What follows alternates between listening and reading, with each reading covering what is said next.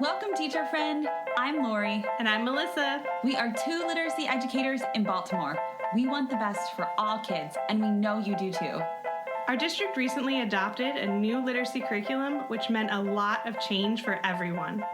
Lori and I can't wait to keep learning about literacy with you today. Hi, everyone. Welcome to Melissa and Lori Love Literacy. We are super excited because we have an incredible guest today. We have Mr. Tim Shanahan, and I personally couldn't be more excited. Tim, I couldn't sleep last night because I was looking forward to this so much. Melissa, I know that you've met Tim before, but I have not, so this is a real honor. Melissa, thank you for being here. Thank you for joining us. Anything you want to say while we welcome Tim? Well, even though I've met Tim before, this is still an honor to be able to talk to him again. But really excited, we get Tim's blog every Saturday, and it's like, I think Lori and I immediately usually text each other and go, "Oh, look at what it is about today," and we end up having good conversations about it. So to be able to actually have a conversation around one of those with Tim is really exciting. And the one that we wanted to talk about was around prior knowledge. We have had Natalie Wexler on before, and we've talked about the baseball study. And, we, as a district in Baltimore City, we have adopted Wit and Wisdom, which also does a lot of work with prior knowledge. And so getting into the nitty gritty of what is prior knowledge all about? What is this baseball study all about? And what are the what should you do? What shouldn't you do? I'm really excited to kind of dig in a little bit further with that. Sure. Yeah. All right, so Tim, welcome. Thank you very much. Happy to be here. Thanks. All right, so we are going to ask you to do a quick little introduction of yourself. Not that anybody doesn't know you, but maybe you want to share a new fun fact about yourself. You've maybe been taking something up in the quarantine, or Nothing new at all, guys. I continue to do the same kinds of things. I continue to write blog entries and review a lot of research here and around the world, and some of people know I've been teaching myself French for quite a while, and I continue to work on that. Actually, now I have a teacher because I'm starting to learn oral language, not just written language.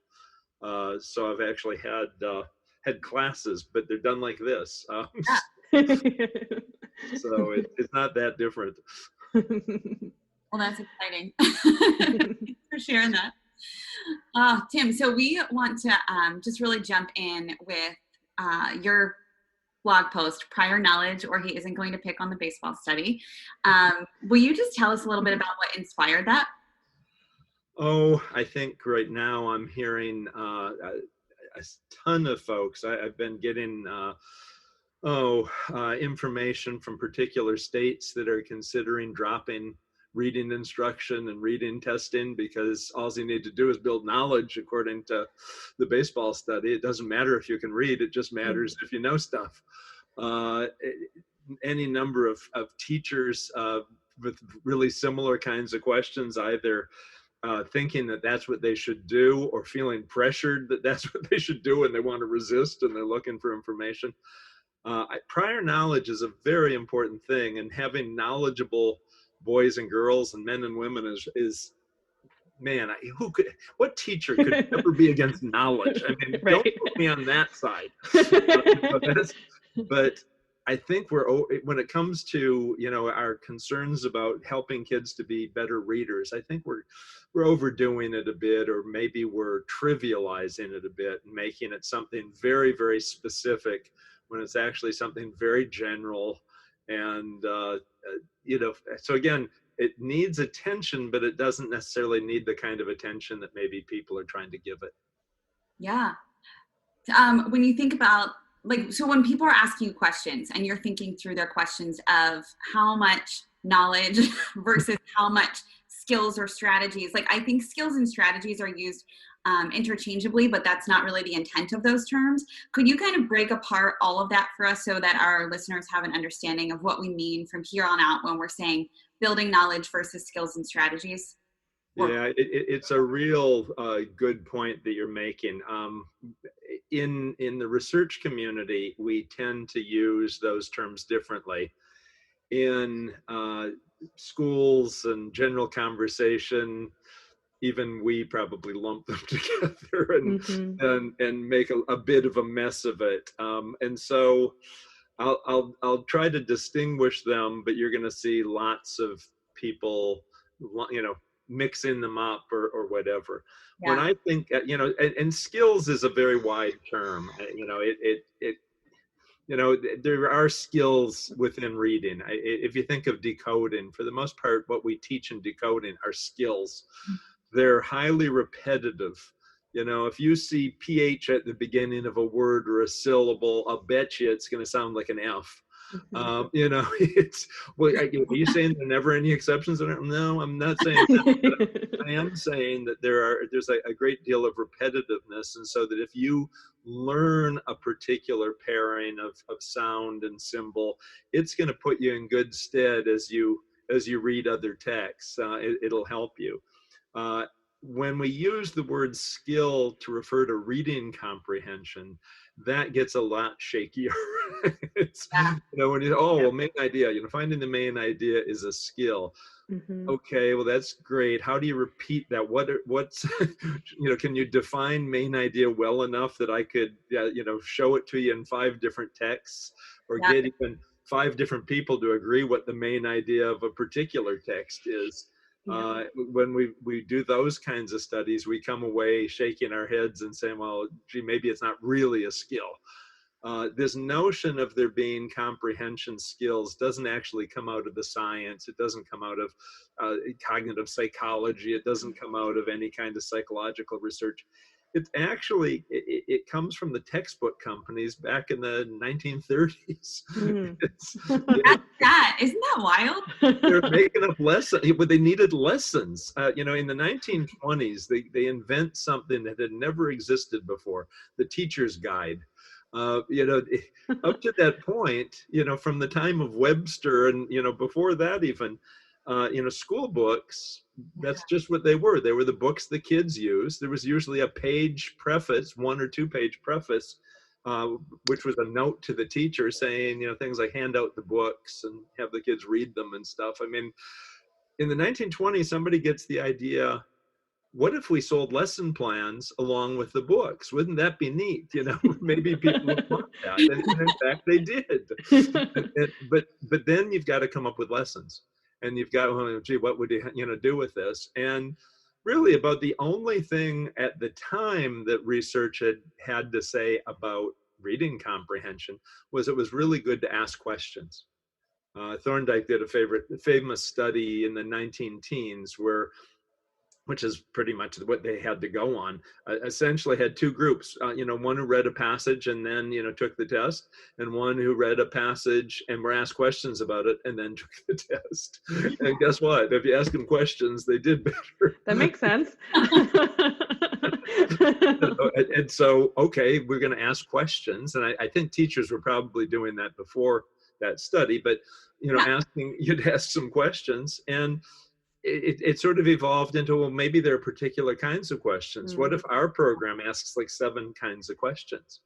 And so we sort of fell into this notion that there were types of questions, and that those questions were somehow revealing skills.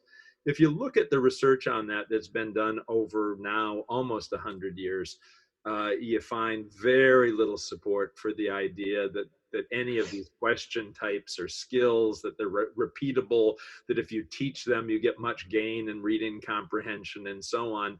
And yet everybody believes in them because the tests ask certain kinds of questions now. And you know where they got that idea?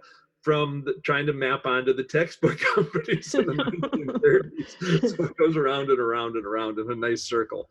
Yeah, it's the vicious one, huh? Yeah. So I'm not a huge fan of trying to teach comprehension skills, or trying to ask certain kinds of questions so that the kids can practice their, working that part of their brain or something. I'm very big on, yeah, you should ask questions about the text, but you should ask questions that are based on the text. What's important in this text? You don't have to worry about asking a particular kind of question. You should be asking all kinds of things about the text that require the kids to think deeply about it. And so skills, it ain't teachable when it comes to reading comprehension. Probably not a good, the closest thing we have to a skill in reading comprehension is vocabulary. Mhm. You know, we know that if you build up kids' knowledge of vocabulary, it improves their comprehension. Yep. So, okay, you know, so that would be the closest thing we have to a skill, and it's got its benefits and drawbacks as well, but okay. But generally, no. What we mean by skills and comprehension it isn't something that's real. It isn't something that's teachable. Doesn't improve kids' achievement, despite school principals ordering the teachers to have kids answering all kinds of questions that look like the test questions. That just doesn't really work. There's a different idea that came up largely in the 1970s and 80s, and that was when the cognitive psychology was really into the idea of strategies, that learners are intentional, that people are trying to figure out their world, that they do this on purpose, and that there are actions you can take that will improve your chances of knowing things, remembering things, you know, learning things. There were when folks started referring to these as comprehension strategies, there was some pushback against it because they're not sort of pure comprehension. They're sort of what can you do to, you know, sort of be up for the game so that you will comprehend. And so, you know, I think of some of my colleagues who argued, you're talking about study skills. You're not talking about comprehension. You're talking about Yeah. ways, you know, and the kinds of things that go into this pot are intentional activities that anybody takes when they're trying to understand or remember a text. And they can range from things that haven't been studied quite as much or haven't done quite as well in the studies. Like, well, when I read, I go through and highlight the important parts so I can go back and review it again. Or I make notes to myself in the margins. Yeah, annotation was real big for a little bit there. Absolutely, absolutely. And those are strategies. A year of our lives to annotation, I think we did. Right. But those are intentional actions that you take. Gee, what could I do that would slow me down, that would focus my attention, things like that. And so you'll find some of the ones that have been studied a lot and have a lot of research support. When you're reading a text, it's a good idea to stop occasionally and sum up what they've told you so far. And if you can't do it, if you can't remember something, go back and look, and then go on and read another section and do the same thing, and so on through the text. Or self-question. Gee, you know, I read a section, then I ask myself some questions about it. I quiz myself to see if I can answer them. And if I can't answer them, I reread it or I go back. And, you know, it takes me a lot longer to do that. So I spend more time on the text. But at the end of it, I know more than the kids who just read it. Yeah. You know, and there are a number of, you know, gee, try to get a picture of it in your head. Can you visualize what the author's telling you about? All those kinds of things. And there's a huge body of research, mostly done in the 1970s, 80s, and 90s, looking specifically at do those things give a benefit? And it is true that they do. Kids comprehend better if they use some of those strategies. They don't do, you know, it's not, wow, the kids with the strategies are up here and the kids without them are down here. It's, you know, it's more, you know, it gives a small benefit. They're useful. You know, given that we have literally hundreds of studies showing that these are effective and beneficial, you know, I certainly argue for teaching those. But if you actually look at the research studies, you find that they're often able to get the impact, they're able to get the effects that they're going for in terms of, you know, kids learning, often in you know, a couple of months of teaching, you know, 6 weeks, 8 weeks, that kind of thing. You look at those hundreds of studies and say, well, okay, so this one did 6 weeks and this one did 8 weeks and so on. When you look at what that's been translated to into practice is this notion of from the time kids are in kindergarten until they leave high school in 12th grade, they should be learning comprehension strategies. Yeah. And also what's scary is that the comprehension quote strategies also, and I'm just making an inference, right, from experience, include skills. So you're going through both strategies and skills as we're defining today. and you might be in kindergarten learning main idea, and then for a few weeks, then visualizing, then questioning, then drawing conclusions, and then again repeating that in first grade and repeating it. Is that like I'm understanding? Yeah, that's exactly right. So you go, well, gee, you found 8 weeks of instruction of that was really useful, and now you've turned it into 13 years of 180 days a year of instruction. Yeah. Is it really worth that much? Are the payoffs that big? Do you really have reason to believe that if we do this year in and year out, kids are going to do better? I mean, with phonics, at least we have a few studies showing that, man, you give a whole year of this and the kids do well. Well, we have several studies of that. We have a few studies showing, gee, you give that to kindergartners and they do well. You give it again in first grade, you give them more phonics and they do even better.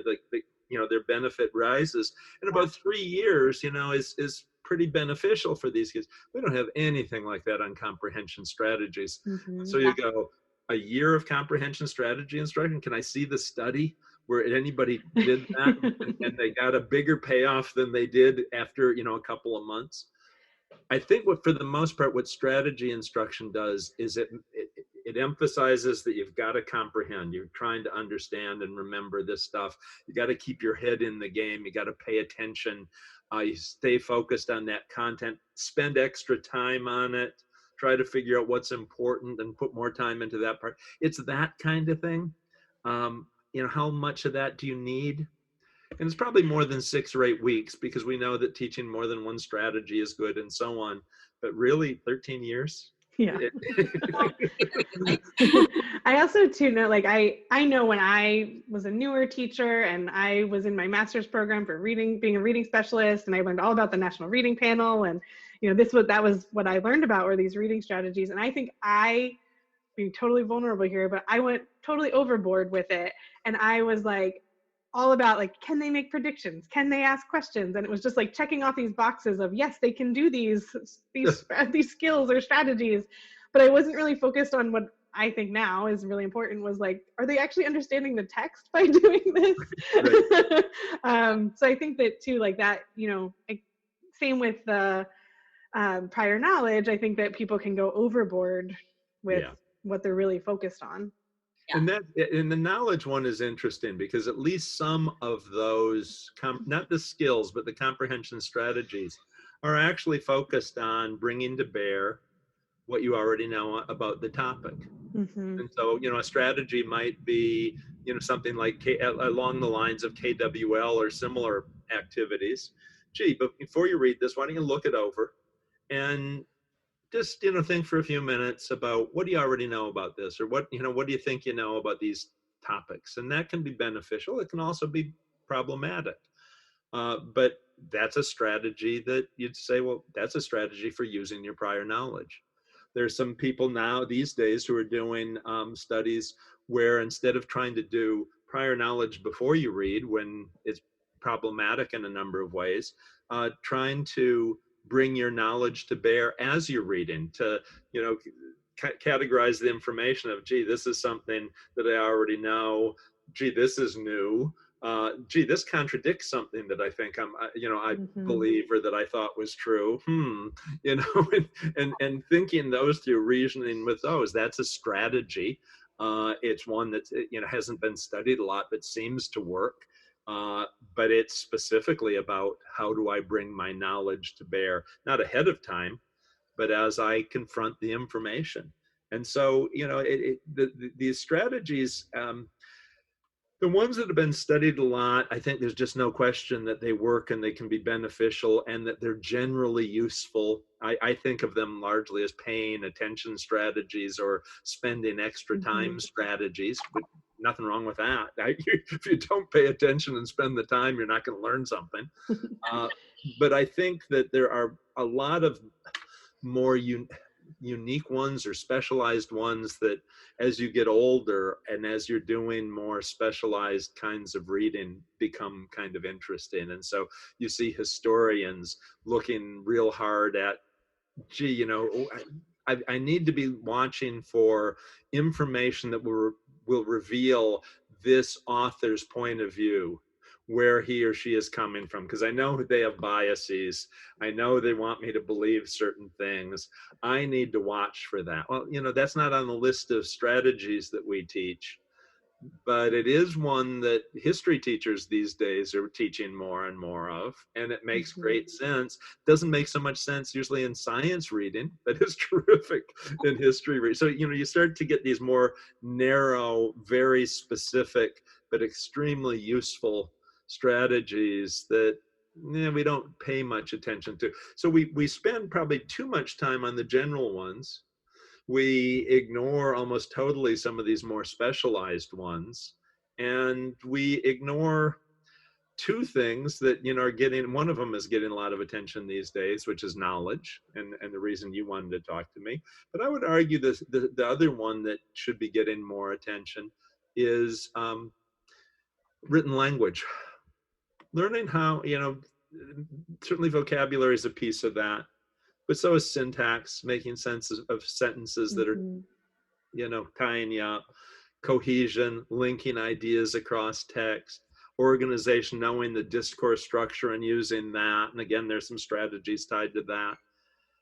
I don't, there's a substantial body of research saying that you can teach kids some of those aspects of written language and improve their reading.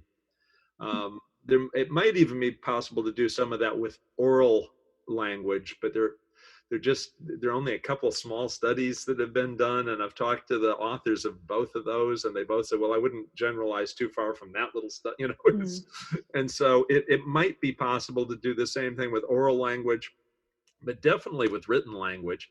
And so I'd continue to teach strategies, though I certainly wouldn't do anywhere near as much as we do. I would certainly teach some of those specialized strategies in science and social studies and literature as kids get older. I would continue to talk to kids and discuss text and ask questions, but I wouldn't worry so much about those comprehension skills and asking particular kinds of questions. And I'd definitely spend some time on teaching, specifically and explicitly some of those aspects of written language, so that the kids are better at making sense of the text, not just in using the information later. But which leaves us knowledge. What do you do about that, the information part? And that's where it gets, people are ranging from ignoring it or telling you to try not to do anything with it, like in close reading, to prior knowledge is all there is. Once the kids can decode, stop teaching reading, and let's just worry about social studies and science. And I don't think either of those extremes is right. Knowledge is really important in reading and a lot of other things. I think it trivializes it if we make the purpose of building knowledge so that kids can comprehend better. It's in reading. I think that's, gee, we do a lot more with knowledge than that. So let's not do that to it. But what should we do with knowledge? And that's where it gets kind of interesting, and where I think people overdo, and they ignore the bad parts of knowledge. What are the bad parts? Good. The bad parts are when you ignore the text, when you ignore what it's actually saying, because you already know. People like this are really tiresome. They're annoying. That's where so many of our stereotypes are. Gee, I'm reading this piece about science, but it's written by a woman. And I know women don't know anything about science. So I don't really have to pay very much attention to what she has to say. Prior knowledge is the kid in the physics class who knows the way gravity works. Stuff just falls in a certain way. And he's absolutely sure of it, even though what the text is actually saying is, no, objects don't fall the way you think they do. You've made up this image in your head, like the guys who draw the cartoons, but that isn't actually what's going on here. And if you use your prior knowledge, you're going to ignore everything I tell you, and you're not going to understand how the world works any better than you did before we did all this really good physical science and figured these things out. And so, and we have studies of that. My wife did a number of studies like that with high school and college kids. Mm. There are even studies like that of first graders, that when they know something, they just ignore the information in the text. So Oh. in a place where you emphasize knowledge and make a big deal out about what kids know before they read it and all that, what you really do in a lot of cases is you just reinforce their ignoring the message that's coming in, and that's bad reading. That's not better reading. And so that's there's the bad part of knowledge. It forces it allows you to ignore what authors are telling you. Um, I never thought about it that way. I Yeah. think a lot of, of our previous podcasts and just in conversations, Melissa and I will, of course, talk about equity a whole lot. And so when we think about knowledge, we think about it as that level playing field. And I never thought about the idea of prior knowledge getting in the way, because I guess as a adult reader, I'm taking my prior knowledge and I'm able to see what is accurate or not, right, as I'm reading, and then changing my decision or my thoughts as I'm reading, as I'm gaining more knowledge. But for a student or for a reader who may not be as adept, they're not even paying attention. They're like, I already know that. Like, yep. I'm checking the box off instead of receiving the new information from the text. Is that what I'm hearing you say? Yeah, that is. One of the things that studies have found is, for example, we know this happens a lot in physics because the physics teacher or physics professor is often telling you things about the world that seem to defy your perceptions, that, aren't the way you think it really is. And, here's how we found that out and so on. If you have kids think about their prior knowledge, fill out a form, showing how you think the ball falls, make your predictions, do all that kind of stuff, you actually lower the kids' comprehension from the text. You reinforce their preconceptions, and which leads them not to have a better purchase on what they're about to read about, but to actually just reconfirm their preconceptions and ignore the fact that the text is telling them something simple. That those kids are actually much better off not talking about what they know and getting a refutation text, which is a text that literally says, people believe this, but look at this.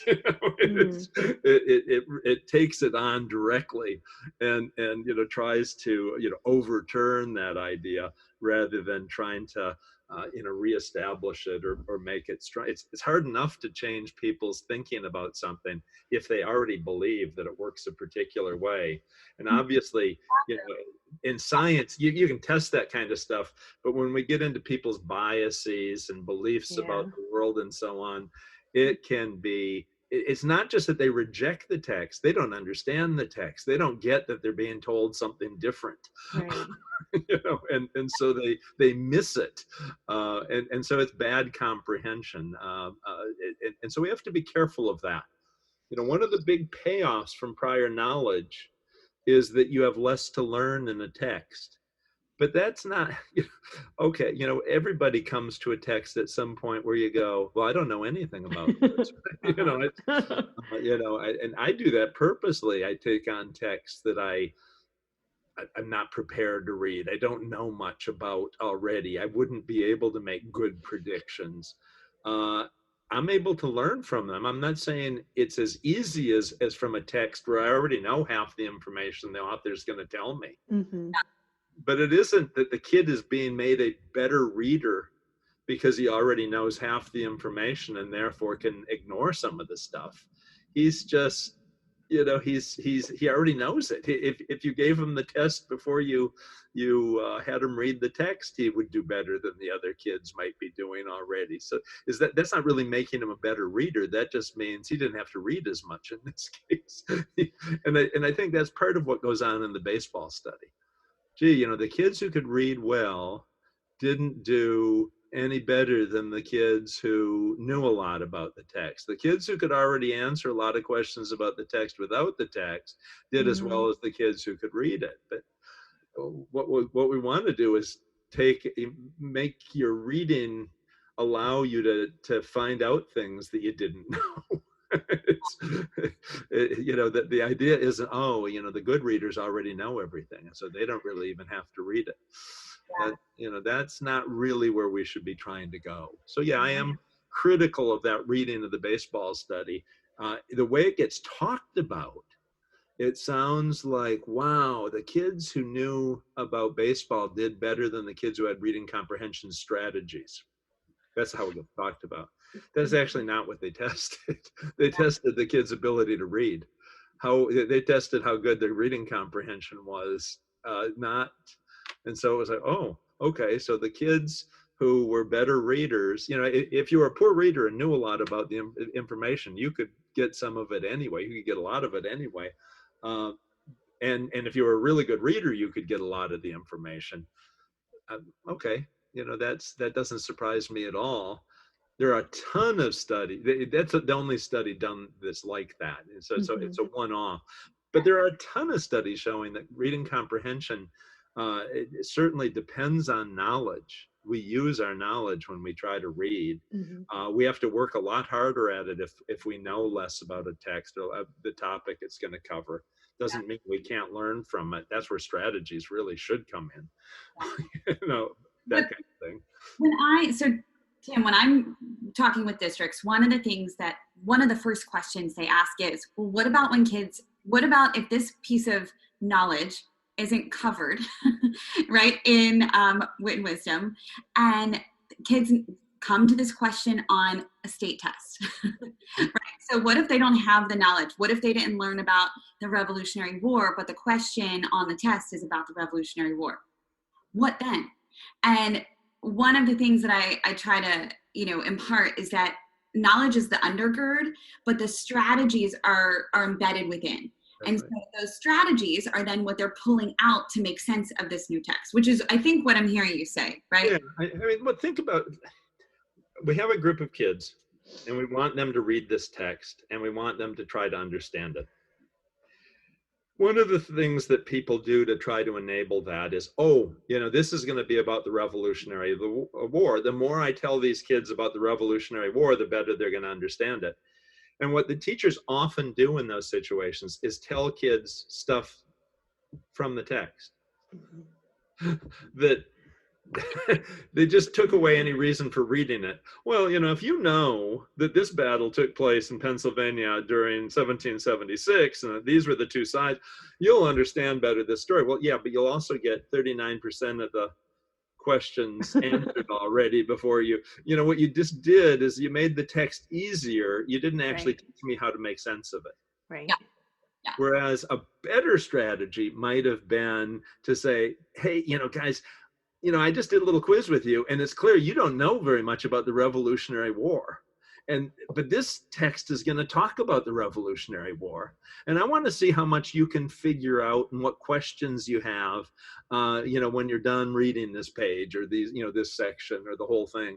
And working through that with the kid, well, gee, you're still struggling on this first part. Let's go back and look at that more carefully and see what you can figure out. Now, I have absolutely no problem giving the kids some background information that, let's face it, we pick the text for kids.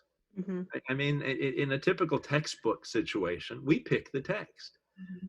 And these are usually, these days, they tend to be texts that have been, they're not written specifically to teach reading anymore. We used to do that, but now we found this really cool little book about the Revolutionary War. And the author who wrote it assumed that his readers were going to know these certain things. Yeah. But the author didn't think that somebody else was going to pick the text for you. So, I'm going to give you a text about something you know nothing about. And the author assumed you'd have this interest in the Revolutionary War, probably some knowledge of it. And so he didn't bother to explain who George Washington was because he just assumed you'd know that when you read the text. The example I often use is actually not a piece of content, but it's a piece of literature. An old John Updike story. And what's the title? It's something about at the A&P. Well, when he wrote that in the 1950s, there probably wasn't an American teenager who didn't know what the A&P was. There certainly weren't adults who were going to be reading John Updike in New Yorker magazine and we're going to go, what's an A&P? I don't know what he's talking about. And he doesn't explain it. He never, people are all at this grocery store, he just doesn't. I was thinking it was grocery store. I'm glad it was right. At one time, that was like one of the biggest national brands that there was. Yeah. Now, you'd have to pick some other, grocery store. But I wouldn't spend a half an hour studying grocery stores and looking it up on the internet and showing kids pictures of the A&P. I would say, hey, kids, an A&P was a grocery store. Let's go. I don't think there's anything else in that story that I would try to pre-teach or jump in. But John Updike used that title because he knew everybody at the time was going to know what that was. But, it's 70 years later and A&P hasn't existed in 40 or something. And so, we're going to have to fix it. But fixing it in this case isn't, we're going to spend 15 minutes talking about grocery stores. It's A&P is a grocery store. Why do you think that happens? Why do you think that stuff, that prior stuff happens? Like, why would we, investigating grocery stores, or if I were a teacher, why would I be doing, like, what makes that happen? Because I'm so curious about that, and I feel like it happens more times than I'd like to, be happy that it happened. Like, I even see it in, my own child's experience, and I'm dying to know your thoughts on why. It's when the Common Core standards came on, and the folks who put that together were promoting close reading, which is really trying to read without a lot of emphasis on background information. They were kind of reacting to what they were seeing was going on in schools. I went back and looked real closely at the literature on prior knowledge and what people were doing to show that it was important and to show that you could, get kids to engage it and so on. In the studies, prior knowledge was often something like, to support kids' use of prior knowledge. A lot of times it was, you told the readers what the topic was. This article is about washing clothes. Or you gave it a title that told what it was, that was it, 2 words, washing clothes. And that made all this huge difference. And then when curriculum designer, we can help kids with prior knowledge. We'll have a 15-minute discussion. They're looking for a shape of a lesson. How do I fill 40 minutes? Instead of what is it that they did in the study? It might be write down 3 things you know about this topic. Okay, let's go. Now let's read. Oh, look, it gave kids a benefit. That becomes a 15 or 20-minute discussion. And the reason why teachers do that sometimes is they're literally trying to fill time. I remember as being a beginning teacher, my biggest fear was, how do I fill the day? Wow. How do I not run out of stuff? Even as a college professor, let's talk about the history of this word for 27 minutes before we learn, where did the word computer come from? And what did people think computers were in 1927? Oh, okay. And here's the on switch, kids. You don't need 15 minutes to show them where the on switch is, guys. It's just, in fact, some of them will even figure it out on their own. It'll be on before you wanted them to turn it on. We do tend to fill time. That's one piece. A different, explanation of it is, frankly, people don't read those studies. They hear that prior knowledge is important. They don't think through, why is it important? What does it give me? What do you do if you read something that you're not understanding? What would help you? They're not thinking about those things. They're just thinking about this kind of abstract idea. Gee, people told me prior knowledge was important. I know my kids don't know anything about Eskimos. Therefore, we're going to study Eskimos for 3 days before we can read a paragraph about Eskimos. Yeah. That's bizarre. And I do worry that, Natalie's book, she's not trying to do that, but that people will go, yeah, I know it was just about prior knowledge.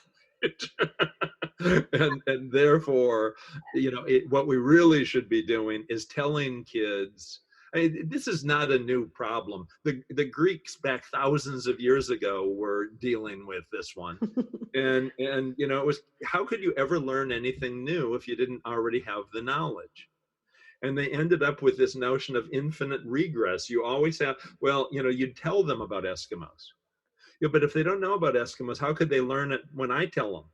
Well, there's something else they have to know before that. And you never ever get to the text. You just, constantly are stepping back. What you need to do at some point is say, no, I don't know anything about Eskimos, but the author's going to tell me something. And it's going to be harder for me to learn it and remember it the first time than it would be the third time that I've covered this information. Mm-hmm. But there are some things I can do as a reader. That's where strategies really come in. There's some things I could do as a reader that I'll go through this information 2 or 3 times before I'm done with this text. And so the next time I read about Eskimos or hear about Eskimos, I'll actually know something. That's where the connect is. Then you're building that prior knowledge, right? Yeah. I'm trying to make that explicit for those who are listening. Yeah. And so I'm going to get the word prior out of there altogether. We need to build knowledge. Right. And building knowledge, making kids know stuff about their world. Some of that is the kinds of stuff that E.D. Hirsch worries about, which is academic information, academic knowledge. They should know who Kant was, and they should know, what happened in 1776, and what the difference between a virus and a bacteria are, and that kind of stuff. But a good deal of what you read, the prior knowledge comes in when there was an episode that took place at the school, and then the next episode the kid was at home, and I assume he left school and went home. You fill that gap in your head. It's not, oh, well, this is weird. There's like this whole other thing happening here where this kid is in a whole different place talking to his mom about what happened at school that day. And I'm totally confused now because I don't know how could he ever get from school to home. You feel those kinds of gaps by, I bet he went home. It's not a big deal. We handle those kinds of things rather well, but we handle them because we do have knowledge of the world, social knowledge of how people move around, and what happens if somebody calls you a name. What does that make you feel? The author doesn't have to say that it upset you or made you mad. He can just show you that I picked up a stick and threw it at the other kid when he called me that. The author doesn't have to sit there. Tim got angry. It's not something that you're going to learn in a science class or a social studies class. So you have these two.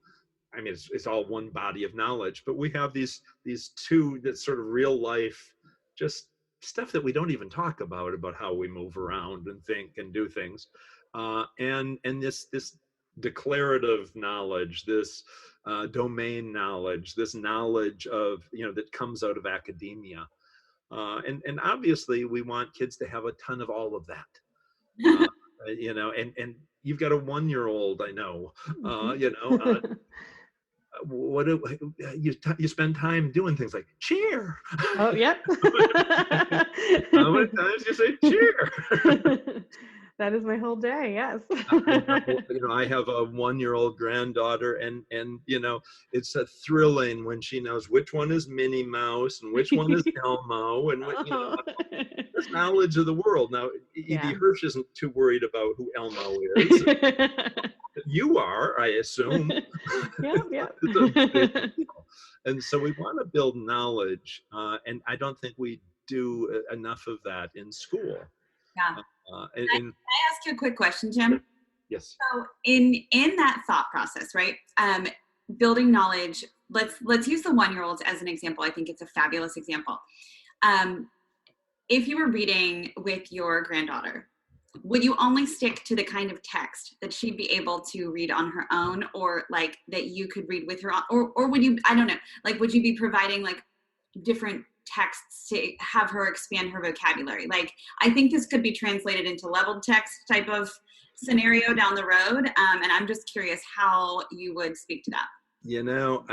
With a 1-year-old, almost everything is a stretch. I mean, a picture book that has one word, and oh, look, that's yellow and that's red. Right? know, and that is a stretch because Yeah. they typically don't know anything about colors, or they don't know the names of the objects, or they don't know, they're figuring out, one is a great age for 10 months is a great age for finding out that if you take your cup and push it off the edge of the high chair, it'll fall on the floor, and mom and dad will jump up and run around. And it's really cool. And so they're learning things about that. They don't know that it's called gravity, but they're learning things about that, early on. Um, but your point though is should we be stretching kids? And I got to tell you, as a parent, I read a lot to both of my daughters, and I tended to read things that were a big stretch for them. And so, even when they were one, I was reading things to them like Alice Through the Looking Glass, or you know, I think of the books I read to my first graders when I was teaching first graders, like James and the Giant Peach. I was reading to my kids when they were 2 or 3. Mm-hmm. And so I read The Yearling, I read The Odyssey, all those kinds of things. Now I remember vividly when my second child was going off to college. I think it was the second one, and they tell me I always mix the stories. One of them. They won't see this, so it'll be okay. We got talking about the books that I'd read to them as children, and they could tick off. They knew I had read this one and that one. Tree Grows in Brooklyn, and they were stunned to find out their mother read to them.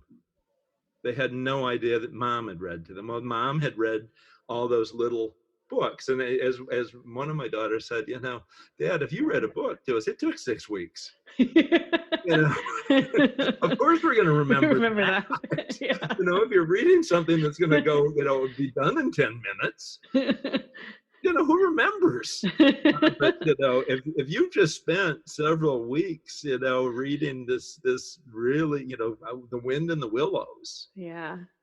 That's a memory. You're gonna remember the night you burst into tears because Charlotte dies at the end of the book. You're gonna remember stuff like that, but you're probably not gonna remember, as beautiful as it is, you're not gonna remember Good Night Moon. Mm-hmm. Yeah. Oh yeah, mom, read it to you 25 times in 2 years. For a minute. Yeah. it's and that's not bad. You're building language, and you're building closeness and so on. But yeah, I probably gave my kids more knowledge out of those books. But I would argue the same thing. Think of all the cartoons that the kids are watching now. I've been trying to get my grandkids to watch some real people stuff.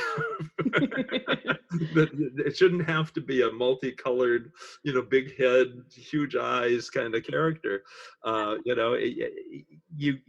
You can learn an awful lot about the world when you watch real people interact in TV and movies and so on. And I see that what my grandkids watch, and it's almost a total dose of cartoon kinds of stuff. And so when we get them to watch one of the Disney things that wasn't cartoons, they're kind of amazed. And they like it, and I think they're learning things from that.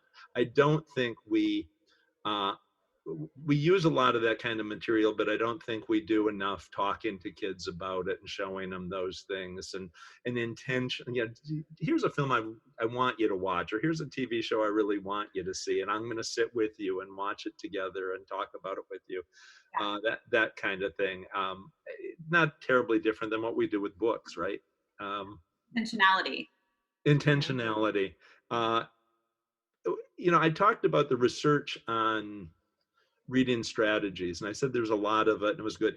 If you go back and look at the folks who were promoting that, one of the things that they often wrote, but didn't, I think of the late Michael Presley, someone who was a huge, I don't think he ever wrote about strategies where he didn't say, but remember, it's important that the kids come away with understanding the text and with the information from the text. It isn't enough that they learn to predict or that they learn to ask a question. Yeah. They have to get that knowledge. And I can remember any number of instances where teachers would say, well, I don't think they understood the story, but they're really good at their predictions now. And that's, I know. we're missing. We're missing it. And what I keep pushing the publishers and so on to do with the textbooks is, when you have those skills tests and all that stuff at the end of the week and the end of the unit, why don't you put in, I know you put the vocabulary in there, and I know you put the different decoding skills in there, and I know you put, various, we had them look for main ideas, so now we'll give them 3 paragraphs with main ideas and see if they can find them, that kind of stuff. But why don't you question them on the knowledge, on the information? Can they retell that story? 6 weeks later, do they not still know the information that they learned about plants? Well, we're not a science book, we're not a social studies book. But if you're going to spend that time having those boys and girls read often really good literature and often really content rich text, in most of the textbooks do that, but they don't worry about whether the kids actually learned it. And so let's not worry always about prior knowledge for this text. Let's be building knowledge for everything that the kids are going to be learning going forward. And that means using that reading instruction time, to teach kids some strategies and some language and things that can help them to read other things, but also to build knowledge, to make sure kids come away knowing that literature, knowing that information about their social and natural worlds. Yeah. And that's something that Ms. Wexler and I 100% are on the same team, both promoting. I knew you guys were more on the same page then. Yeah. I just think she overdoes that study. It's a single study, there are a ton of studies showing the importance of prior knowledge, not a ton of studies showing that it's more important than being able to read the text. That's kind of a one-off. I'm wondering if we could probably spend a whole nother hour on this, but if you could, in the last couple minutes we have together, talk about like the world we're living in right now, where we have most of our students at home with parents doing maybe some kind of digital online learning. Lori's one of them. Just any advice you would give in terms of like reading comprehension, like what should we be doing? Homes definitely shouldn't be schools, and this is a strange situation, and parents, I hope parents will take time trying to remember, trying to be teachers again, because they were doing that when the babies were 1. Need them to get back to it. Some of the kinds of things that they can do, there are a ton of things that I think are too much to expect of parents, especially if they're still working or if they're trying to work from home while they're doing this stuff. But they definitely but there are things they can do. They can listen to their kids read. And they can find, if they don't have much text at home, or the schools didn't manage to send home much text. In some cases they did, in some cases they didn't. But you can find text online, and even on my site, I've got under resources, there are things where there are free books and stuff like that. So parents can find the text, listen to their kids read if their kids are already reading. If the kids aren't reading yet, they should be reading to those kids and talking to the kids about the text. If the kids are reading, the kids should be doing some reading every day, and the parents should be talking to them about it. The screens can be turned off, the TVs can be turned off. Let's get the kids reading. The kids can write. And don't worry right now about spelling and stuff like that, but the kids can write, and getting the kids to write every day, even the youngest ones. I know I just spent my afternoon the other day because my second grader grandson was supposed to be doing writing each week that the school had sent home. Last week it took 4 hours. And Mom and Dad weren't real happy about that. Nor was Tyler. So they called Grandpa to see if Grandpa could help. On a Zoom with my Presley. She's a second grader as well, and they could write together. Sometimes it's well, Tyler managed to write 12 sentences in like 10 minutes, and so it was a record. It was his personal best. He was thrilled. He wasn't real happy at the beginning, but he was happy by the end. getting the kids to read and write, and making that a daily part of what they do. And I'm not a math guy, but again, if they've managed to send home some math problems and things like that, just setting aside some time while mom's cooking dinner or whatever, dad's cooking dinner, doing the dishes or whatever, that you can, sit on the kitchen floor or sit at the kitchen table and do those things. I think most families can find, grabbing minutes here and there, as much as, a couple hours a day, to talk with the kids, to have kids reading, to have kids listening to you read, to doing writing. You don't need a lot of materials for all that stuff, but you've got to keep the kids' heads in the game, and it could even be some really smart TV watching. There's some wonderful nature shows. There's some wonderful historical things that, whether they're on real TV or you go through some of the streaming services. I'm not trying to sell anybody's stuff. If you mention one, then somebody else is mad. But getting kids to build their knowledge through that kind of thing. I read something today on Twitter where people are saying, well, kids aren't going to learn because they're not in school. No, that's not true. That's crazy. I read the same thing. Yep. Yeah. Boy, that made me mad. I didn't respond because I would have said some really bad things, but kids can learn a lot at home. I know my kids did. I know my grandkids do, even just when they come for a visit with me. They certainly can learn a lot, with some of the things that teachers are sending home. I have a 4-year-old granddaughter who her preschool is having them, one day they're dressed up like Western characters, and another day they're trying to, do something else. It's just all these crazy things that she sends me the pictures and talks about. So they're, none of that is going to be as good as you could make it if you had a skilled teacher working with the kids with a real curriculum. But right now, those kinds of things ought to be done, and I hope parents will find ways to do them. I like that. I like just kind of the idea of sustaining, like much like you would consider over the summer, as it's kind of what I'm thinking of it like, right? Like all those good things I would do to read with during the summer, they don't run away. It's happening right now. During the summer, I'm going to have them sit down and read for a half an hour. They're going to stay in. They're not going out. They're not going to be on screens. They're going to sit and read for a half an hour. Gee, every week we're going to try to have a movie night where we all get together and watch this film together and talk about it and eat popcorn and, those kinds of things. Just, gee, I'm going to have my kid, I'm going to write them letters and they're going to have to write me back. Kids love that. That is one of the most fun.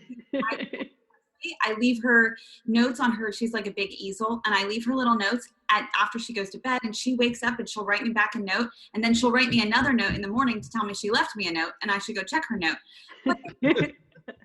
Written dialogue that, they think is just an incredible way to communicate because it's different. And it's absolutely. And so parents can do a lot of those things, and those things should be fun. They should be enjoyable. If the youngster is burning out on it, break it into pieces. We did 10 minutes now, and then in 3 or 4 hours when I take a break from my work, we'll do another 10 minutes, that kind of thing. Or gee, when we have lunch, while I'm making lunch, they can do a little bit more of what we started this morning. It doesn't have to, we sat down for 3 hours. Yeah. I think a lot of parents are feeling that overwhelming right now. Like the schools are sending home so much work. And the advice that I'm giving to my friends is just like what you said, just focus on the reading, the writing, do some math here and there, pretend like it's summer, and, in terms of just the way that you're approaching this, and just be kind. Like if your kid is freaking out for Tyler's spending 4 hours trying to do this piece of writing that the teacher wanted. That's crazy. Yeah. And the parents weren't sure what to tell him to do, or should they write it for him or whatever. And I just gave him, some easy ways of getting started, and he got going, and he was, you can see him tearing up at the beginning, which I hate to see at distance. I can't, put my arms around him or whatever, but he toughed it out, and he tried it, and like I say, in about 10 minutes he managed to write his 12 sentences, and he didn't even have to write 12. He just couldn't stop. And he felt like he'd actually not just done the assignment, but he'd maybe learned how he could come up with Mm. something to write about that, wasn't going to take him all day. Right. And so, it was a win all the way around. But now if the youngster is crying over it, or about to cry over it, you're not doing it right, or you're doing too much of it, or you gotta do one of the sheets, not 9 of the sheets. Right. It'll be okay, I promise. Yeah. Every teacher listening would say, just be kind, worry about what's best for the child now. Yeah, very good advice. Yeah. But teaching is part of our job as parents and community members, and so we do want our kids to know more. There's so much stuff that they can learn about. Make it fun, make it enjoyable, share stuff. Yeah, as long as it's accurate. Yeah, and we're always so good at that. Biased, right? Accurate. That's why in teaching we always apply the research so effectively. That's right. List of all of these key points. But not just them, it's us too. Yeah. Well, thank you so much for being here with us. We usually have all of our guests leave with sharing a piece of advice, but I feel like you already did that. Melissa. Yeah, I think we have lots of advice, and we appreciate all of it. Good luck to you, folks. Everybody Thank be you. safe. Thank you. We appreciate it. You too. Thank you for all that you do. Bye. Bye-bye. Oh, so if you're listening to Melissa and Lori Love Literacy, thank you so much for being here today. Thank you for continuing to listen to our podcast. We are so grateful. If you haven't liked all of our different pages on all of our different social media, we have a Facebook page. We've got Instagram. We are on Twitter. Probably, Melissa, what would you say, the most active on Twitter? For sure, Twitter. Yeah. But they're all there. Wealth of knowledge you could connect with Tim Shanahan and see what he's thinking on Tuesday at 2 p.m. It's amazing. So Twitter is like the hot spot for this education, I think, right now. Yeah, for sure. And please, if you haven't already, go into whatever form you're listening to this podcast on, give us 5 stars, share some really positive feedback, connect with us. We look forward to hearing from you, and we love hearing subscribe to the podcast.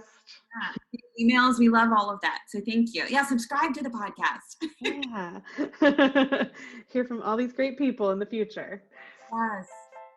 All right. Well, thank you so much for being here.